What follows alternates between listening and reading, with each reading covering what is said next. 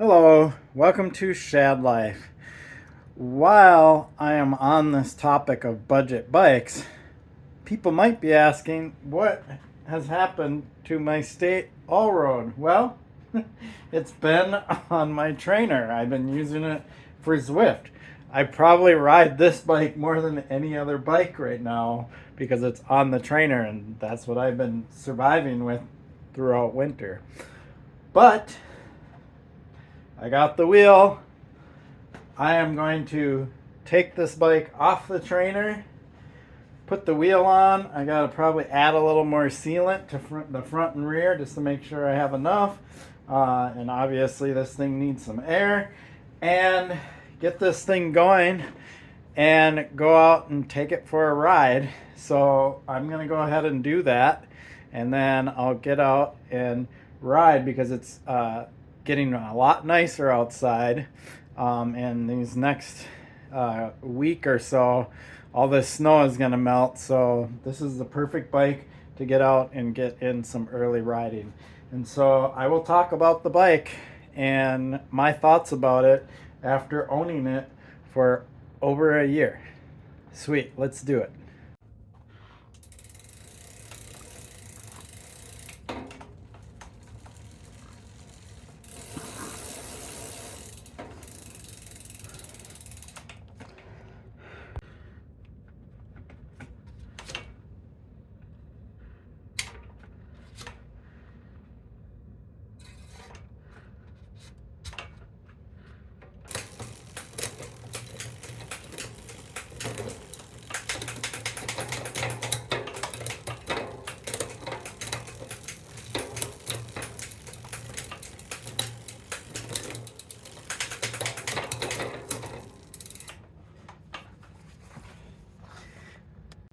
Okay, I do believe this bike is ready. Quick overview of what I've upgraded on it and why. So it now has SRAM Rival 11-speed rear derailleur with a SRAM cassette. I think this is kind of the lower line. I don't remember exactly which one of the good stuff. When I got the cassette, supplies were really low. I do want to upgrade and get a higher end cassette, a little bit lighter. I actually have a wolf tooth chainring on here. I actually dropped from a 42 to a 38, so I get a little bit better range. This bike isn't necessarily about speed. I want that climbing capability. 42 on the back. Keep in mind this is a 1x11 and not a 2x system. And I upgraded the brakes to these spike brakes or Spire. I don't remember. They're the TRP brakes, but they actuate on both sides. They're still mechanical, but the brakes that came stock with this bike were the worst part of the bike. They absolutely did not work. These are a lot better. So I'm glad I upgraded those. And the handlebars, I have Salsa cow chippers, 46 centimeters wide versus the 44 that came on the bike. I actually tried 48s on here and I felt they were a little too wide, so the 48s ended up going on my Fargo. And the Fargo bars, which were 46s, went on this bike. That seems to make more sense to me as far as handlebar widths go. Aside from that, the bike is stock. I upgraded the things that I felt were necessary, and what was super cool about this bike, like the things I really like, is that it does have updated modern through axles.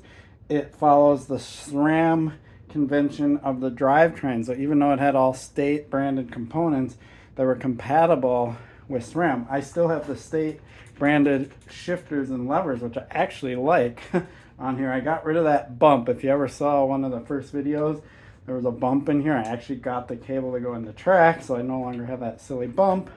Things like that. The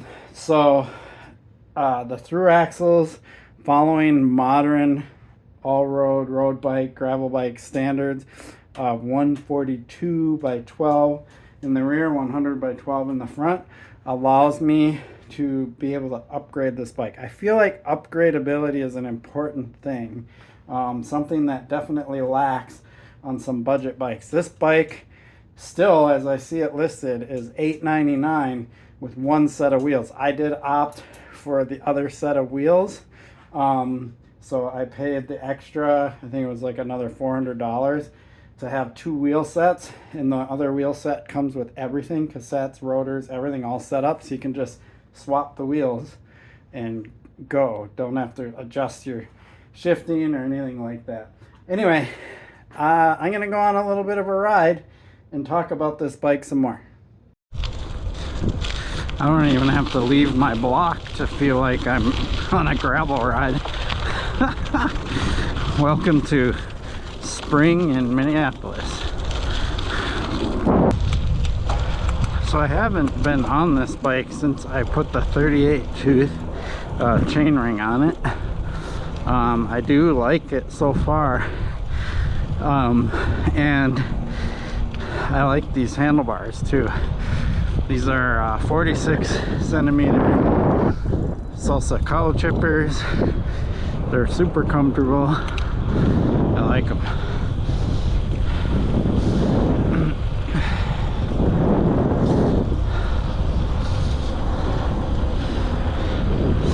It is about 44 degrees out. I have a feeling my butt's gonna get wet. I did not put a fender on.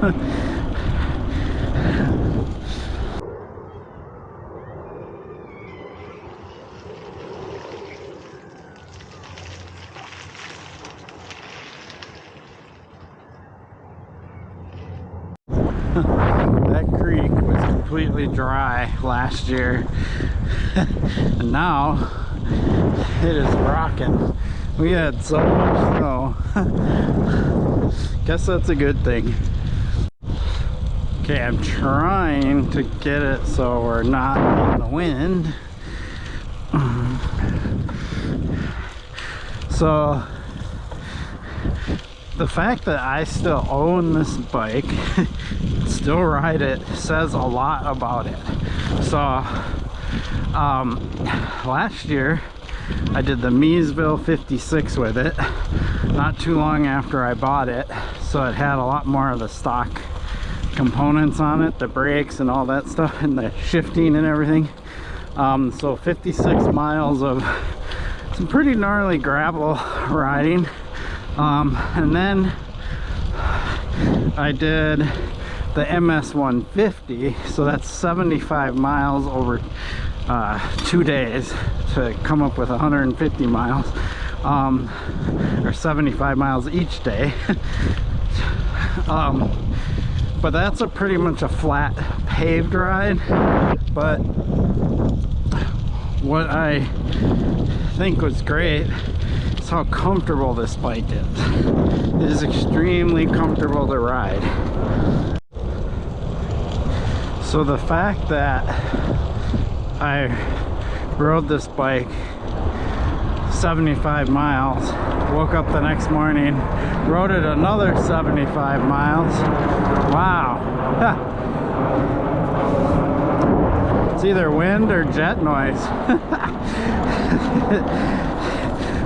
That says a lot about this bike. Like, it is comfortable, it functions well, it's pretty fast. I wouldn't say it's the fastest thing, but I don't have a problem keeping up with road bikers and stuff on it, and so on and so forth. So this says a lot about this bike. When I bought it to review it, I had no idea that I would still be riding it a year later, and here I am. So the other thing is I used this bike all winter long on my trainer, hundreds and hundreds of miles, probably well over 1,000 miles. I guess I haven't looked at my stats, but many miles of trainer time on this bike. So I like the comfort factor. It's got a high stack height, and that's probably the #1 reason why I like it. I mean, it might be an age thing, but I'm done with bikes that have like a super low front end where I'm all leaned forward and my weight is all on my hands. This bike is super comfy, and if I want to get aero, I just get down in the drops like that, and now I'm aero, right? Like it's pretty sweet.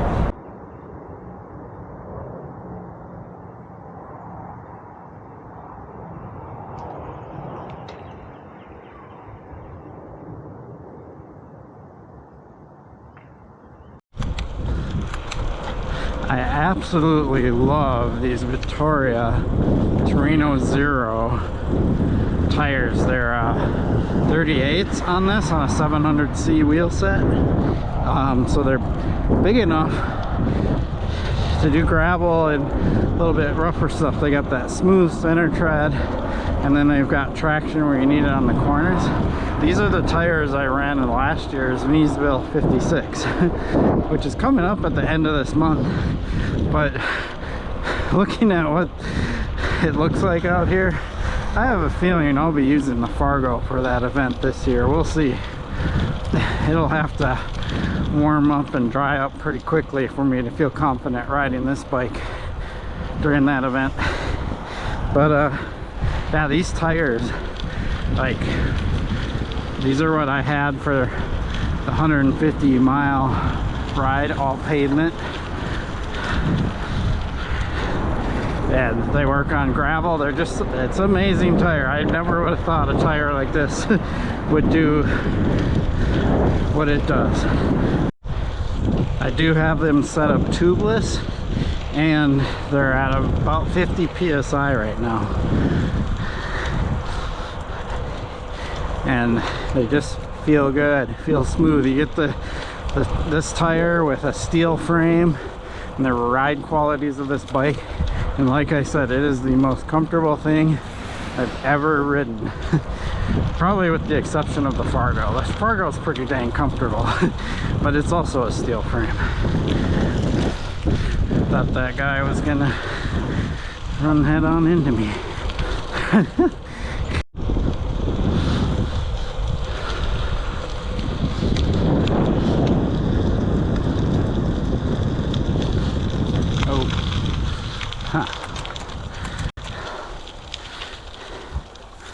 And this is why an all-road bike is nice to have.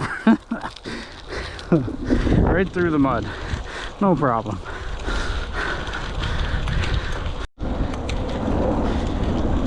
And for this bike and its price point to come with sealed bearing everything is awesome. I've been riding this bike in the rain, the slop, and everything. I don't have to worry because it's got sealed cartridge hubs, sealed cartridge bottom bracket, sealed cartridge headset. It's pretty sweet how a bike in this price point can have all the sealed bearings, so you don't have to worry about the water, the wet, the muck. You just rinse it off, wipe it down, lube your chain, and go.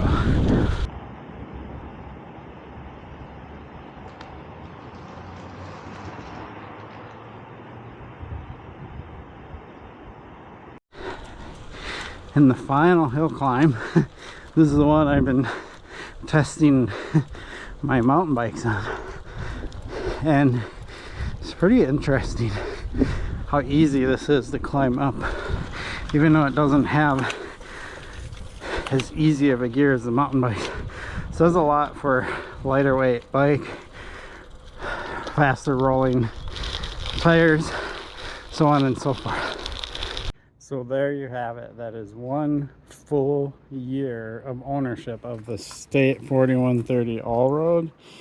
And like I said earlier, the fact that I still own this bike and ride it pretty regularly just goes to show how good of a bike it is for only $899. Like, pretty impressive. I mean, yes, I've done a bunch of upgrades to it. I wouldn't say a bunch, but some primary ones. The weakest part of the stock bike is by far the brakes. Everything else is fine. You could keep the stock derailleur on it, keep the full stock drivetrain, everything, and ride it to your heart's content. I am just really particular about how good my bike shifts, and this Rival is really nice. So, and things like the seat and the handlebars are also something you want to maybe change based on your body structure, your fit, or this or that. I tend to have wider shoulders, so the 44, I think they were 44 centimeter, they might have been 42. Wide bars were just too narrow. And of course, I got my favorite seat, the Ergon SM Pro Tie saddle. I have that on most of my bikes, not all of them quite yet, but most of them. So that's it. It's a sweet bike. I don't know how many more videos I'll do about this particular bike, probably not many more, but I do appreciate your support for my channel. Please like and subscribe. Peace.